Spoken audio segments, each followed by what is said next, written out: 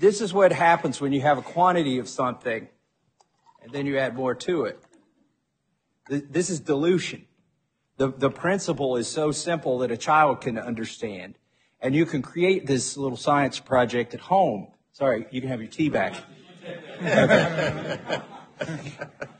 But the principle is called dilution.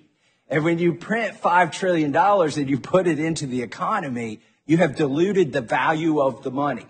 So, for instance, if you had a minimum wage at some amount and somebody was making minimum wage and they were still making minimum wage after this money was printed, they actually are making considerably less in terms of real dollars. It's dilution.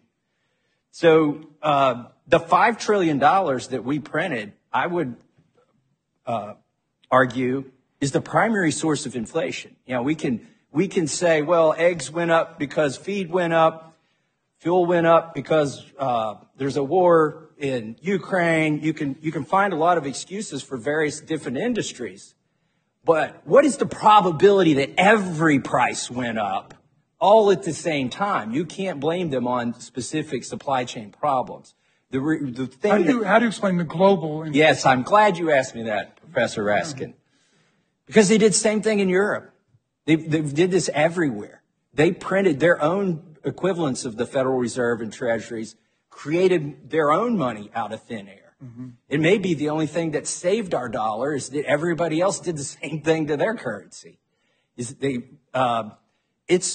And so the question is, right now we're coming up on the debt limit.